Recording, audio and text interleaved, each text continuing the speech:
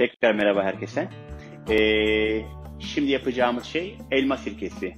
Evde nasıl elma sirkesi yapabiliriz? Biraz sabırlıysak eğer bunu çok rahat, iyi bir şekilde yapabiliriz. Öncelikle malzemelerimizi söyleyelim.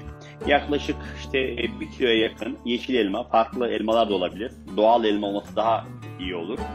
1 yemek kaşığı bal ve suyumuz. Hepsi bu kadar. Şimdi elmaları böyle gelişi güzel, çekirdeğini falan çıkartmadan doğrayıp kavanozumuzun içine atıyoruz. Kavanozumuzun yarısına kadar gelmesi yeterli olacak.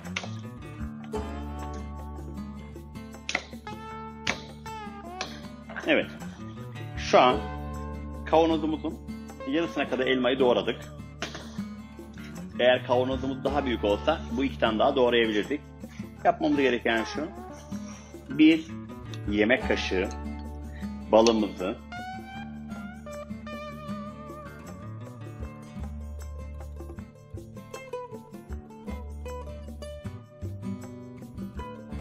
böyle suyla beraber şimdi böyle dolduruyoruz.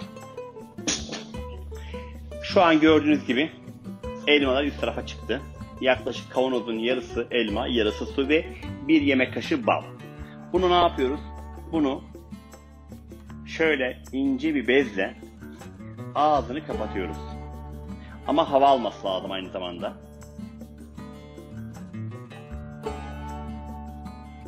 Böyle bu şekilde karanlık bir yerde yaklaşık minimum 2 ay bekletmemiz lazım. Fakat her 2 günde bir hafta her gün tahta kaşıkla açıp karıştırmamız lazım, elmalar dibe çöksün diye. Böyle 1 hafta her gün yapacağız. 1 haftadan sonra da artık işte 2. hafta 2 günde 1 yapacağız. 3. hafta 3 günde 1 yapacağız.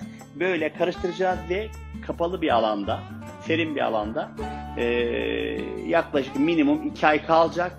Daha sonra elmayı zaten içinde göreceğiz. Elmalar aşağı inecekler. Daha sonra bunu kullanacağız.